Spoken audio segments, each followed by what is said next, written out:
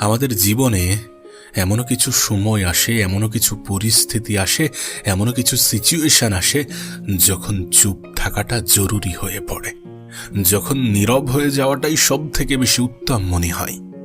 না, আজ কথা বলবো নীরব থাকার ফায়দা কি। যদি আমরা চুপ থাকি, যদি আমরা কম কথা বলি, তাহলে কি লাভ আছে, এমন 7টি ফায়দার কথা বলবো, যেগুলো শোনার পরে তুমি নীরবতাকেই বেছে নেবে, কারণ নীরবতার মধ্যেই শান্তি আছে। জীবনে কোনো কিছু করার জন্যে নীরব হয়ে যাওয়ার প্রয়োজনীয়তা আছে। দেখো, দিন শেষে তুমি তো এটা মানো যে সকলকে সবকিছু বোঝানোর প্রয়োজন নেই। তুমি তো এটা জানো যারা বুঝতে চায় না তাদেরকে বোঝাতে যাওয়া বৃথা চেষ্টা ছাড়া কিছুই নয়। তুমি তো এটা জানো যে যারা শুনতে চায় না তাদেরকে বারবার শোনাতে যাওয়া নিজের বোকামি ছাড়া আর কিছুই নয়। পরিস্থিতি, সিচুয়েশন কখনো কখনো আমাদেরকে নীরব হয়ে যেতে বাধ্য করে, আর সেই মুহূর্তে নীরবতার গুরুত্ব বোঝা যায় যখন নীরবতার মধ্যেই শান্তি খুঁজে পাওয়া যায়। আর সত্যি, নীরবতার মধ্যে একটা অন্যরকম শান্তি আছে। চুপ থাকার মধ্যেও কিছু গুরুত্বপূর্ণ ফায়দা আছে। জানতে ইচ্ছা করছে না যে চুপ থাকলে কি লাভ হবে? যদি আমরা নীরব থাকি, যদি আমরা কম কথা বলি, তাহলে কি লাভ হবে? জানতে ইচ্ছা করছে না? প্রথম ফায়দা হচ্ছে, যত বেশি কম কথা বলবে, যত বেশি চুপ থাকতে পারবে, তত বেশি তুমি তোমার কাজে মনোযোগ দিতে পারবে, তত বেশি তুমি তোমার কাজে ফোকাস দিতে পারবে। কারণ তুমি যত বেশি কথা বলো, তত বেশি তোমার এনার্জি ব্যয় হয়, আর যত বেশি তোমার এনার্জি ব্যয় হবে, তত তোমার ফোকাস কমে যাবে আর ভুল করার প্রবণতা বৃদ্ধি পাবে। কিন্তু এর অপর ক্ষেত্রে যদি আমরা চুপ থাকি, যদি আমরা অন্যদের সামনে নিজের মুখ সবসময় না খুলি, তাহলে আমাদের এনার্জি মেনটেন রাখাটা অনেক সহজ হয়ে যায়। আমরা খুব দ্রুত, অনেক সহজে সঠিক সিদ্ধান্তে পৌঁছাতে পারি। সত্যি বলতে, আমরা আমাদের বুদ্ধিমত্তার পরিচয় দিতে পারি। দেখো, চুপ থাকার মানে এটা নয় যে একটা রুমের মধ্যে তুমি নিজেকে বন্ধ করে নিলে। চুপ থাকার মানে এটা যে তুমি নিজের কাজের উপরে ফোকাস করলে, নিজের মুখ বন্ধ রেখে, নিজের ভবিষ্যৎ পরিকল্পনা, নিজের জীবনের আকাঙ্ক্ষা, খয়েশ, নিজের দুর্বলতা, নিজের ক্ষমতা, সমস্ত কিছুকে আড়াল করে, সমস্ত কিছুকে অন্যদের সামনে প্রকাশ না করে, অন্যদের সামনে প্রচার না করে, তুমি তোমার নিজের স্বপ্নের উপরে কাজ করলে। চুপ থাকার মানে এটা যে তুমি নীরবে এমনভাবে প্রস্তুত করলে যাতে গোটা পৃথিবীর মানুষ তোমাকে দেখে একটু হলেও অবাক হয়। এই নীরবতা নিজের পরিশ্রমে কাজে লাগাতে হবে, নিজের স্বপ্নের পিছনে কাজে লাগাতে হবে। আমি সেই স্বপ্নের কথা বলছি যে স্বপ্ন পূরণ হওয়াটা, যে স্বপ্ন পূরণ করাটা তোমার জন্য জরুরি। চুপ থাকার দ্বিতীয় ফায়দা কি জানো? শোনা এবং বোঝার যে এফিসিয়েন্সি, এটার মধ্যে একটা বিশাল পরিবর্তন আসে। তোমার হয়তো মনে হতে পারে যে শোনার মধ্যে কি আছে, আমরা তো প্রত্যেকেই শুনি, কিন্তু শোনা এবং মনোযোগ দিয়ে শোনা, এই দুটির মধ্যে পার্থক্য তো আছে।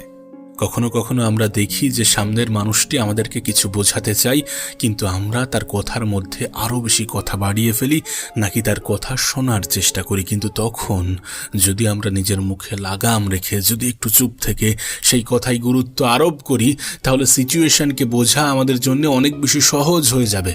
পরিস্থিতি, তার ভাবমূর্তি, তার কথার মধ্যে কি সে বোঝাতে চাই, কি সে প্রকাশ করতে চাই, সেটা আমাদের কাছে অনেক বেশি ক্লিয়ার হয়ে যায়। এবং এটার সব থেকে বড় ফায়দা হচ্ছে আমাদের মধ্যে যে মিসআন্ডারস্ট্যান্ডিং ঘটে, যে অনেক সময় এমনটা হয় না, কোনো সম্পর্কের মধ্যে দুজনের মধ্যে কারোরই দোষ নেই, কিন্তু আমরা একে অপরকে ভুল বুঝি। বা এমনও ঘটে যে দুজনেই কম বেশি দোষী, কিন্তু একে অপরকে বেশি দোষী মনে করি। সত্যি বলতে, যদি আমরা চুপ থেকে গম্ভীরভাবে কারোর কথা মনোযোগ সহকারে শোনার চেষ্টা করি, তাহলে তার কথার গুরুত্ব, তাহলে তার কথা বলার মধ্যে পিছনের কারণটাকে অনেক সহজে আমরা ধরে ফেলতে পারবো। আর এটার মাধ্যমে আমরা আমাদের জীবনে কম ঠকবো, এটার মাধ্যমে আমরা আমাদের জীবনে অন্যের কথার জালে কম ফাঁসবো। যখন আমরা কারোর কথা নিজের মুখ বন্ধ রেখে, নিজের মস্তিষ্ক খোলা রেখে চুপ থেকে শোনার চেষ্টা করি, তখন আমরা তার কথাকে সহজে, অনেক দ্রুত, অনেক ভালোভাবে বুঝতে পারি। এবং বোঝাটা জরুরি। নিজের দ্বারা হয়ে যাওয়া ভুলগুলোকে কমানোর জন্য সিচুয়েশন বোঝাটা জরুরি, পরিস্থিতি বোঝাটা জরুরি। চুপ থাকার তৃতীয় ফায়দা হচ্ছে, যারা প্রকৃত অর্থে চুপ থাকে তারা ইমোশনালি, মেন্টালি এবং স্পিরিচুয়ালি অনেক বেশি শান্ত প্রকৃতির হয়ে যায়। দেখো, তুমি নিজেও জানো যে শান্তি কতটা প্রয়োজনীয়, শান্তি কতটা গুরুত্বপূর্ণ। এ পৃথিবীতে মানুষ সবকিছুই অর্জন করতে পারে, সবকিছুই অর্জন করে ফেলে, কিন্তু শান্তি অর্জন করতে পারে না। মানুষ পয়সা তো উপার্জন করে ফেলে, অনেক দামি বিছানা তো কিনতে পারে, কিন্তু ঘুম কিনতে পারে না, শুধুমাত্র শান্তির অভাবে। সত্যি বলতে, আমরা যত কম বলবো তত বেশি অন্যের কথাই কম উলঝাবো, তত বেশি জীবনের জটিলতাগুলোকে অ্যাভয়েড করতে পারবো। আর যত বেশি জীবনের জটিলতাগুলোকে অ্যাভয়েড করতে পারবো, তত বেশি শান্তিপ্রিয় হতে পারবো, তত বেশি শান্তিতে জীবন কাটাতে পারবো। আর মানুষের জীবনে শান্তি থাকাটা জরুরি। আমরা প্রত্যেকেই জানি যে সুখে থাকার চেয়ে শান্তিতে থাকাটা কতটা গুরুত্বপূর্ণ। সত্যি বলতে, এটা তো বাস্তব যে প্রত্যেকটা মানুষের মধ্যে স্থির বুদ্ধি থাকাটা প্রয়োজন, স্থির বুদ্ধি হওয়াটা প্রয়োজন। এবং স্থির বুদ্ধি তখনই হবে যখন আমরা অন্যদের পরিবর্তে নিজের মধ্যে দেখব, নিজের মধ্যে ঝাঁকব। দেখো, নিজের সাথে কথা বলার চেষ্টা করো। এই পৃথিবীর মানুষের সাথে তুমি যত বেশি ইন্টারঅ্যাক্ট করবে, তত বেশি জটিলতার মধ্যে ফেসে যাবে। আর যত বেশি নিজের সাথে কথা বলবে, তত বেশি নিজেকে চিনতে পারবে, নিজেকে জানতে পারবে। আর নিজেকে জানাটা প্রয়োজন, শান্তিতে থাকার জন্য নিজেকে জানাটা প্রয়োজন। কিছু মানুষ হয়তোবা মনে করবে যে তুমি কথা বলতে পারো না, তোমার কথা বলার ক্ষমতা নেই। কিন্তু আমি মনে করি যে বাস্তব জীবনে সকলের সামনে সবসময় সবকিছু প্রকাশ করার কোনো প্রয়োজন নেই। সকলের সামনে নিজেকে ভালো প্রমাণ করার, নিজেকে সত্যবাদী প্রমাণ করার, নিজেকে গুরুত্বপূর্ণ প্রমাণ করার কোনো প্রয়োজন নেই। কারণ দিন শেষে এটা বাস্তব, এটা সত্য যে পৃথিবীর কোন মানুষ তোমাকে নিয়ে কি ভাবছে তার কোনো গুরুত্ব নেই। তুমি কি ভাবছো সেটা যতটা গুরুত্বপূর্ণ। দিন শেষে গোটা পৃথিবীর মানুষ যদি তোমাকে দুর্বল ভাবে, বিশ্বাস করো তোমার বিন্দু মাত্র ক্ষতি হবে না, তোমার কোনো ক্ষতি হবে না। কিন্তু তুমি নিজে যদি নিজেকে দুর্বল ভাবতে শুরু করো, তাহলে তোমার অনেক বড় ক্ষতি হয়ে যাবে। কারণ তুমি তোমার জীবনে যেমনটা ভাবতে থাকবে, যেমনটা বিশ্বাস করবে, যেমনটা মেনে নেবে, তোমার সাথে ঠিক তেমন কিছুই ঘটতে শুরু করবে। না, এটা আমার মন গড়া কথা নয়, এটা সায়েন্স বলে, এটা বিজ্ঞান বলে। তুমি তো আধুনিক, তুমি তো এই পৃথিবীকে অন্যরকম চোখে দেখো। বিজ্ঞানী এটা বলে যে তুমি যেমনটা ভাববে তেমনই তোমার সাথে ঘটবে। আর যদি বিষয়টা এমনই হয়, তাহলে নিজেকে স্ট্রং ভাবাটা প্রয়োজন। তাতে গোটা পৃথিবী কি ভাবছে না ভাবছে তার কোনো গুরুত্ব নেই। যখন তুমি চুপ থাকো, যখন তুমি কম কথা বলো, তখন তুমি নিজের সাথে জুড়ে থাকো, তখন তুমি নিজেকে গুরুত্ব দিতে আরো বেশি সক্ষম হও। আর যখন তুমি নিজেকে গুরুত্ব দিতে আরো বেশি সক্ষম হও, তখন তুমি মেন্টালি, স্পিরিচুয়ালি এবং ইমোশনালি আরো বেশি স্ট্রং হও। চুপ থাকার 4 নম্বর ফায়দা কি জানো?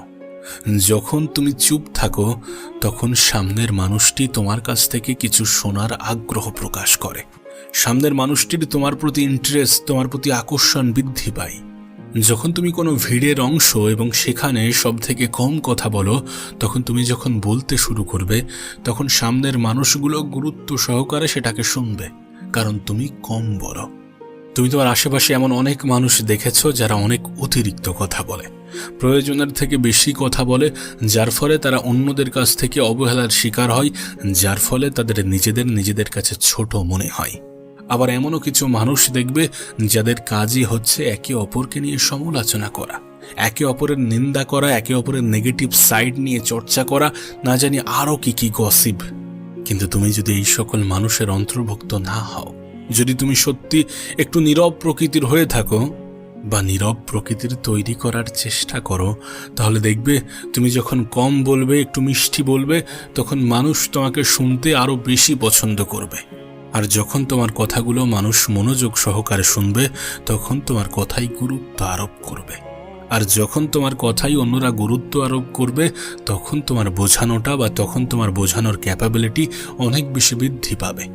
তুমি দেখবে এই পৃথিবীর বড় বড় পজিশনে থাকা মানুষগুলো একটু কমই কথা বলে।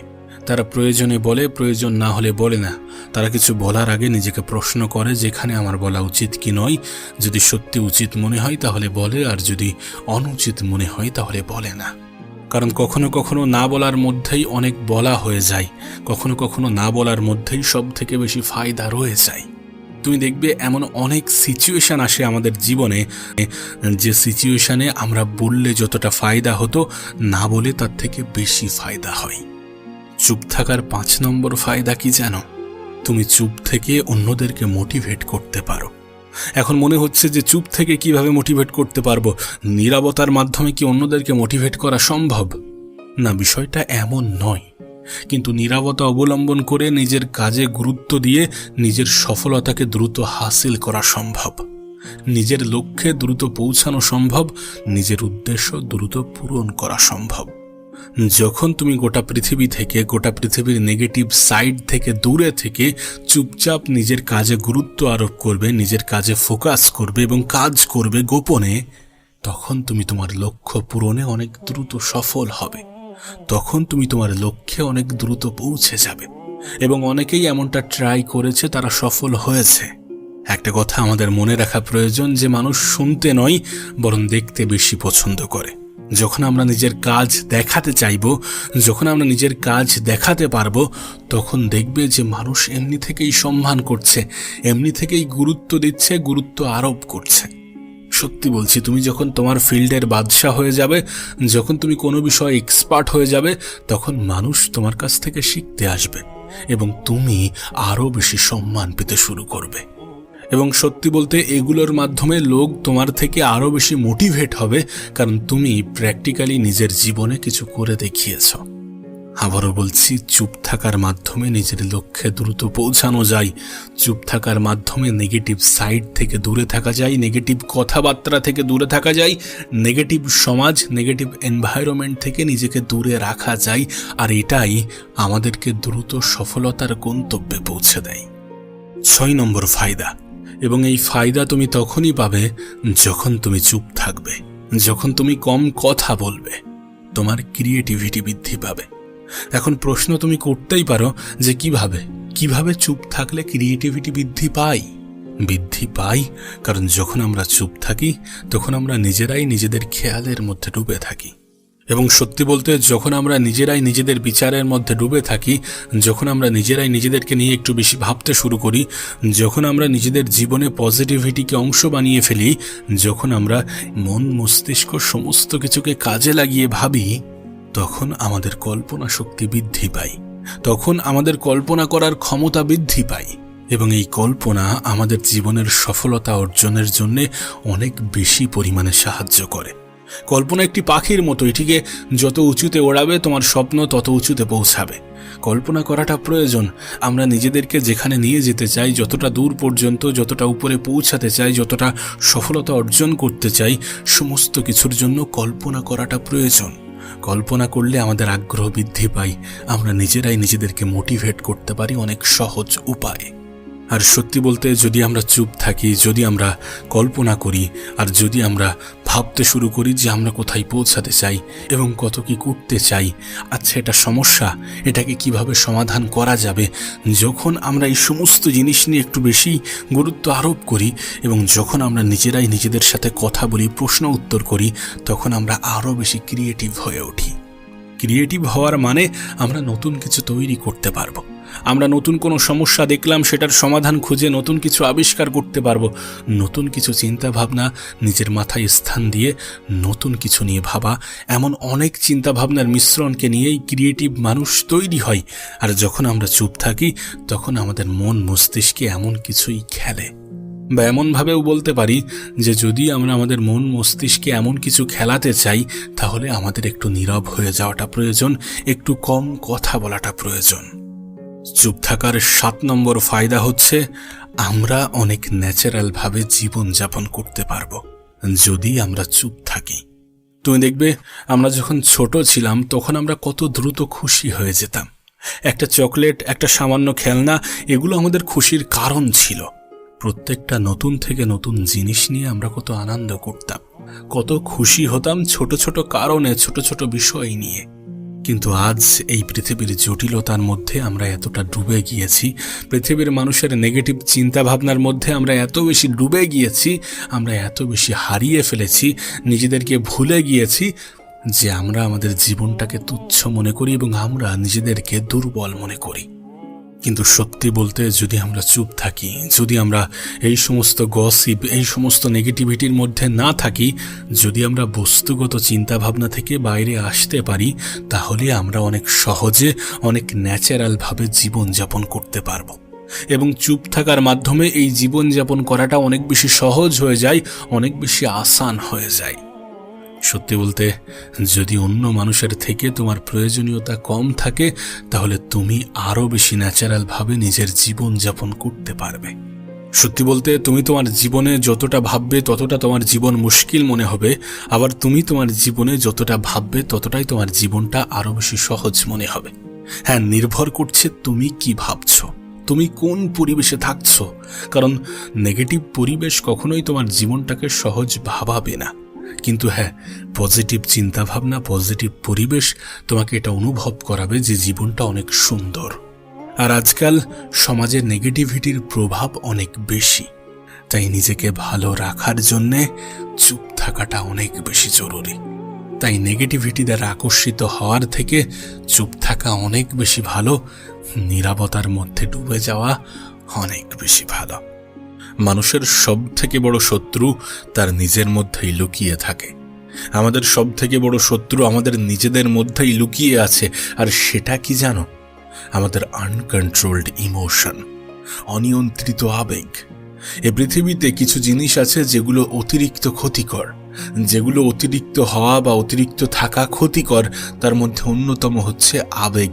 অতিরিক্ত আবেগ খুব একটা সুবিধার না আমাদের জন্য। সত্যি বলতে, যখন আমাদের ইমোশনের উপর আমাদের কোনো কন্ট্রোল থাকে না, তখন আমরা অন্য কারোর দ্বারা নিয়ন্ত্রিত হই। জীবনের অনেক ক্ষেত্রে তুমি এটা দেখবে, এমনটাই হয়ে থাকে। যখন তুমি তোমার আবেগকে নিয়ন্ত্রণ করতে পারবে না, তখন তুমি অন্য কোনো মানুষের দ্বারা নিয়ন্ত্রিত হবে। তাই নিজের আবেগ কন্ট্রোল করতে শেখো। তুমি দেখবে, আমাদের ইমোশনের উপরে আমাদের কন্ট্রোল না থাকার কারণে আমরা কখনো কখনো এমন কিছুও করে ফেলি যেগুলো আমরা করতে চাইনি। জীবনের অনেক ক্ষেত্রে কিন্তু এমনটা হয় যে আমরা হয়তোবা সেটা করতে চাইনি, কিন্তু আমাদের ইমোশনের উপরে আমাদের কোনো কন্ট্রোল না থাকার কারণে হয়তোবা আমরা সেটা করে ফেলেছি। সেই জন্য অতিরিক্ত আবেগ জিনিসটা ক্ষতিকর। অতিরিক্ত আবেগ নিয়ন্ত্রণ করা উচিত, নিজের ইমোশনের উপরে কন্ট্রোল থাকা উচিত। আজকের এই ভিডিওতে আমি কথা বলবো যে তুমি তোমার ইমোশনকে কিভাবে কন্ট্রোল করবে, কিভাবে তুমি তোমার আবেগকে নিয়ন্ত্রণ করবে। কিছু অতিরিক্ত চিন্তাভাবনা যেগুলো তোমার জীবনের উপরে প্রভাব ফেলে, সেগুলোকে কিভাবে নিয়ন্ত্রণ করা যায়। দেখো, সর্বপ্রথম এটা অ্যাকসেপ্ট করো যে তোমার সব থেকে বড় শত্রু যদি কেউ থেকে থাকে, তাহলে সেটা তোমার মধ্যেই আছে, সেটা তুমি নিজে। আর তুমি তখনই নিজেই নিজের শত্রু হয়ে ওঠো যখন তুমি তোমার আবেগ, যখন তুমি তোমার ইমোশনের উপর থেকে কন্ট্রোল হারিয়ে ফেলো। তুমি দেখবে কখনো কখনো তুমি এমন কিছু বিহেভ করো, কখনো কখনো তুমি এমন কিছু কাজ করে ফেলো যেগুলো করার পরে তোমার আফসোস হয়, যেগুলো করার পরে তোমার মনে হয় যে এটা করা উচিত হয়নি বা এটা করা উচিত ছিল না। আর এই সমস্ত কাজগুলো কখন হয় জানো? যখন আমাদের ইমোশনের উপরে কোনো কন্ট্রোল না থাকে। তুমি দেখবে কখনো কখনো আমরা অন্যের কন্ট্রোলে চলে যাই। কখনো কখনো আমরা এমন কিছু পদক্ষেপ নেই যেগুলো আমরা নিজেরা তো নিই না, কিন্তু আমাদেরকে ব্যবহার করে অন্যরা তেমনটা করতে বাধ্য করে। কখনো কখনো আমরা অন্যদের দ্বারা একটু অতিরিক্ত নিয়ন্ত্রিত হই, আর এটা তখনই হয় যখন আমরা নিজেরাই নিজেদের ইমোশনের উপরে কন্ট্রোল হারিয়ে ফেলি, যখন আমরা অতিরিক্ত বেশি আবেগী হয়ে যাই। তোমার ভয়, তোমার রাগ, তোমার ভুল ধারণা, তোমার নিজের থেকে অন্যের প্রতি বেশি ভরসা, তোমার সেলফ ডাউট, এগুলো প্রত্যেকটাই কিন্তু ইমোশন। এবং এগুলো সেই ধরনের ইমোশন যেগুলো তোমার দ্বারা নিয়ন্ত্রিত নয়, যেগুলো তোমার দ্বারা নিয়ন্ত্রিত হচ্ছে না, যেগুলো তোমার কন্ট্রোলে থাকছে না। একবার ভেবে দেখো, যদি তুমি এই ইমোশনগুলোকে কন্ট্রোল করতে শুরু করো, যদি তুমি এই ইমোশনগুলোকে কন্ট্রোল করতে পারো, তাহলে তোমার জীবনে কতটা পরিবর্তন আসবে, তাহলে তোমার জীবনটা কেমন হবে। নিজের আবেগ নিয়ন্ত্রণ করার পরে তোমার জীবনটা কেমন হবে, নিজের অন্যের উপরে অতিরিক্ত ভরসা কমানোর পরে তোমার জীবনটা কেমন হবে, একবার ভাবার চেষ্টা করো। দেখো, আমরা মানি বা না মানি, রাগ, ভয়, হিংসা, দুঃখ, এগুলো যদি অতিরিক্ত মাত্রায় বৃদ্ধি পায়, এগুলো যদি অতিরিক্ত মাত্রায় বেড়ে যায়, এগুলোর উপর থেকে যদি আমাদের কন্ট্রোল হারিয়ে যায়, তখন আমাদের জীবনটা সত্যি অনেক কঠিন হয়ে যায়। তখন আমাদের জীবন আমাদের দ্বারা নিয়ন্ত্রিত হয় না, এবং না চাইতেই আমরা এমন কিছু পদক্ষেপ নিয়ে ফেলি যেগুলো হয়তোবা আমরা নিজেরাও চাইতাম না। এবং এমন কোনো পদক্ষেপ যখন আমরা আমাদের জীবনে নিয়ে ফেলি যেগুলো আমরা নিজেরাও চাইতাম না, সেগুলোর কথা পরবর্তীকালে ভেবে, ভবিষ্যতে ভেবে আমরা আফসোস করি, আমরা দুঃখ করি, আমরা নিজেরাই নিজেদের কষ্টের কারণ মনে করে আরও বেশি কষ্ট পেতে শুরু করি। জীবনে কখনো কখনো কিন্তু এমনটা হয় যে আমরা কোনো কিছু করার পরে আফসোস করি। আর এগুলো তখনই হয় যখন আমরা আমাদের ইমোশন, আমাদের আবেগের প্রতি কন্ট্রোল হারিয়ে এমন কোনো পদক্ষেপ নিই যে পদক্ষেপগুলো নেওয়া আমাদের উচিত ছিল না, বা যে পদক্ষেপগুলো নেওয়া আমাদের উচিত হয়নি। আর সত্যি বলতে রাগ, ভয়, হিংসা, দুঃখ যদি এগুলো অতিরিক্ত মাত্রায় বৃদ্ধি পায়, তাহলে তুমি যতই ট্যালেন্টেড হও না কেন, তুমি কিন্তু ধ্বংস হয়ে যেতে পারো। এবং এমনটা নয় যে এগুলো শুধুমাত্র ওই মুখে বলা কথা, এমনটা নয় যে এগুলো শুধুমাত্র ওই বই খাতার মধ্যে সীমাবদ্ধ। প্র্যাকটিক্যালি এটা পসিবল, প্র্যাকটিক্যালি এটাই ঘটে, মানব জীবনে এটাই ঘটে। যখন আমরা অতিরিক্ত রাগী হয়ে যাই তখন আমাদের নিয়ন্ত্রণ নিজেদের উপরে থাকে না। যখন আমরা অতিরিক্ত ভয় পেতে থাকি তখন আমাদের নিজেদের নিয়ন্ত্রণ নিজেদের উপরে থাকে না। যখন আমরা অন্যদের উপরে অতিরিক্ত হিংসা করতে শুরু করি তখনও আমাদের নিজেদের নিয়ন্ত্রণ নিজেদের উপরে থাকে না। আর যখন আমরা অতিরিক্ত দুঃখ পাই তখনও আমাদের নিজেদের নিয়ন্ত্রণ নিজেদের উপরে থাকে না। এখানে বোঝার চেষ্টা করো যে ইমোশন কি। দেখো, ইমোশন হচ্ছে তোমার জীবনের সেই অংশ, সেই ভাবনা, সেই ফিলিংস যেটা তোমাকে মানুষ তৈরি করে। তুমি দেখবে যখন তুমি ভয় পাও তখন তুমি পিছু পা হও, তখন তুমি পিছনে হটে যাও। যখন তুমি দুঃখ পাও তখন তুমি আত্মবিশ্বাস হারিয়ে ফেলো, তখন তুমি ভেঙে পড়ো। কিন্তু তুমি যদি তোমার দুঃখ, তোমার ভয়কে কন্ট্রোল করতে শুরু করো, যদি তুমি তোমার ভয় এবং দুঃখকে নিজের দ্বারা কিছুটা হলেও নিয়ন্ত্রণ করতে শুরু করো, তখন তুমি দেখবে অনেক ক্ষেত্রে তুমি জিতে যাবে। এবং জীবনের অনেক ক্ষেত্রে এগুলো হওয়াটা প্রয়োজন। তুমি যদি সত্যি নিজের জীবনে কিছু অ্যাচিভ করতে চাও, যদি তুমি সত্যি নিজের জীবনে কিছু স্বপ্নকে পূরণ করতে চাও, তাহলে তোমাকে তোমার দুঃখ, তোমার ভয়ের উপরে নিয়ন্ত্রণ আনতে হবে। অতিরিক্ত ভয় পেলে চলবে না। অতিরিক্ত দুঃখ পেয়ে নিজেই নিজের জীবন, নিজের সময়, নিজেই নিজের আত্মবিশ্বাসের ক্ষতি করলে চলবে না। সত্যি বলছি, এটা প্রমাণিত। তোমার আনকন্ট্রোলড ইমোশন তোমার হারের কারণ হতে পারে। আর তুমি যদি জীবনে হারতে না চাও তাহলে তোমার আবেগ, তোমার ইমোশনকে কন্ট্রোল করতে শুরু করো, অন্যের দ্বারা নিয়ন্ত্রিত হওয়া বন্ধ করো। আর সত্যি বলতে, যদি তোমার দুর্বলতা অন্য কেউ জেনে যায়, যদি কেউ জেনে যায় যে তুমি ইমোশনালি ফুল, তাহলে সেই মানুষটিও তোমাকে ব্যবহার করতে শুরু করবে এবং আলটিমেট তুমি ক্ষতিগ্রস্ত হবে, প্রতিবারই ক্ষতিগ্রস্ত হবে। অন্যরা তোমাকে নিয়ন্ত্রণ করতে শুরু করবে, সে চেষ্টা করবে তোমাকে নিয়ন্ত্রণ করার। যখন অন্য মানুষগুলো জেনে যায় যে তুমি ইমোশনালি অনেক দুর্বল, অনেক উইক, তখন তুমি অন্যের দ্বারা নিয়ন্ত্রিত হও। কারণ অন্যরা এই সুযোগটাকে কাজে লাগায় এবং কাজে লাগিয়ে তোমাকে নিয়ন্ত্রণ করতে শুরু করে। তাই নিজের আবেগ, নিজের ইমোশনকে কন্ট্রোল করো। অতিরিক্ত আবেগ জিনিসটা ক্ষতিকর, তোমার জন্য ক্ষতিকর, এটাকে বোঝার চেষ্টা করো। দেখো, তুমি নিজেও এটা জানো যে মানুষ যদি এটা জেনে যায় যে তুমি ইমোশনালি অনেক দুর্বল, তাহলে তারা তাদের ফায়দার জন্য তোমাকে ব্যবহার করতে শুরু করবে। এগুলোকে বোঝো, কারণ এগুলো বাস্তব, এগুলো সত্য। এগুলো প্রত্যেকটা দুর্বল মানুষের সাথে ঘটে থাকে, এগুলো প্রত্যেকটা অতিরিক্ত আবেগী মানুষের সাথেই ঘটে থাকে। তোমার এগুলো জানা উচিত যে কেন তোমার ইমোশন কন্ট্রোল করাটা প্রয়োজন, কেন তোমার অতিরিক্ত আবেগ নিয়ন্ত্রণ করাটা প্রয়োজন।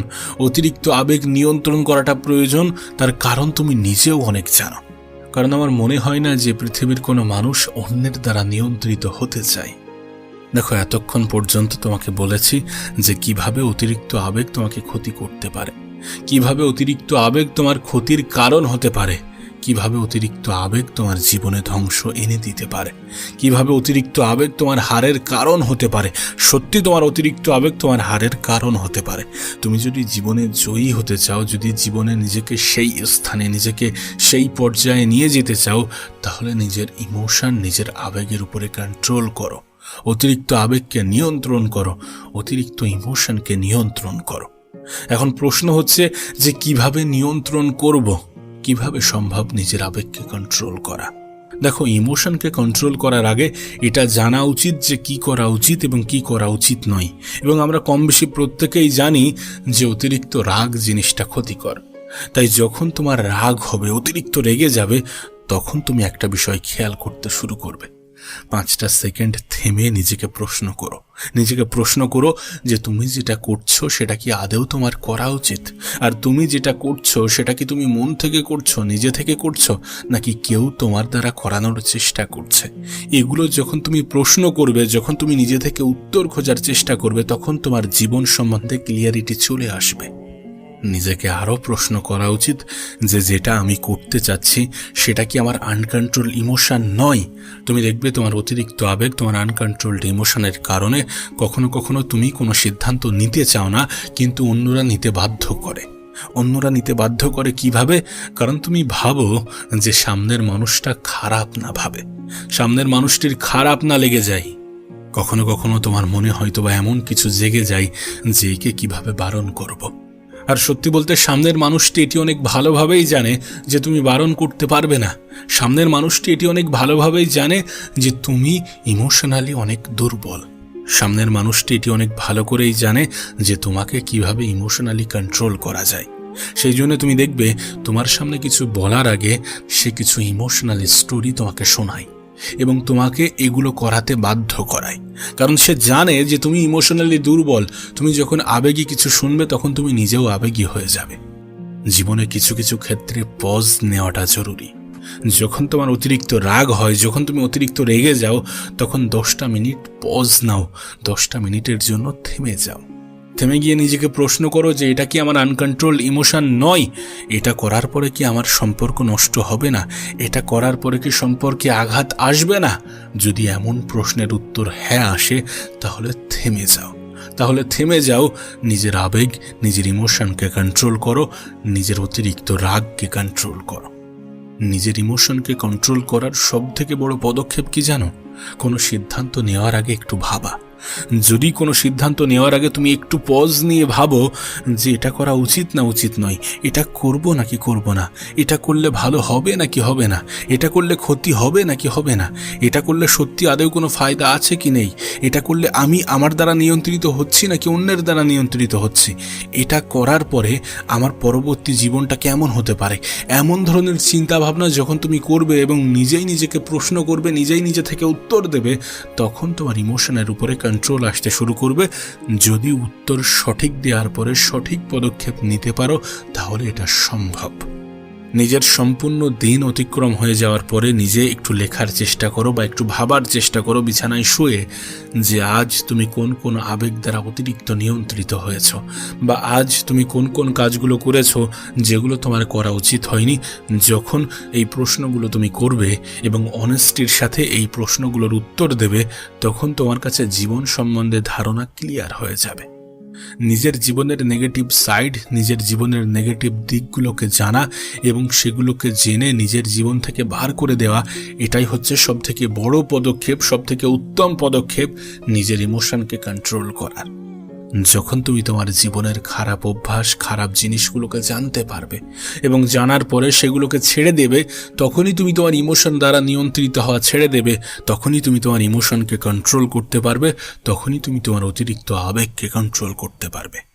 দেখো, যেই লোক, যেই জায়গা, যেই পরিবেশ তোমাকে নেগেটিভিটির দ্বারা আকর্ষিত করে, যেখানে তুমি শুধুমাত্র নেগেটিভ জিনিসই পাও, সেই জায়গা, সেই লোক, সেই পরিবেশ ত্যাগ করো। দেখো, তুমি যেই মানুষগুলোর সাথে মেশো, যেই পরিবেশে থাকো, সেই পরিবেশের প্রভাব, সেই মানুষগুলোর চিন্তাভাবনার প্রভাব তোমার জীবনে পড়ে। আর যদি তুমি তোমার ইমোশনকে কন্ট্রোল করতে চাও, তাহলে নেগেটিভ মানুষ, নেগেটিভ পরিবেশ ছেড়ে দাও। এই সকল মানুষ, এই সকল এনভায়রনমেন্ট, এই সকল পরিবেশ তোমাকে ছাড়তে হবে যদি তুমি নিজেই নিজের ইমোশনকে কন্ট্রোল করতে চাও। তখনই নিজেই নিজেকে তেমনটা বানানো সম্ভব যেমনটা তুমি হতে চাও, যখন তুমি তোমার ইমোশনকে কন্ট্রোল করো, যখন তুমি তোমার অতিরিক্ত আবেগকে নিয়ন্ত্রণ করো।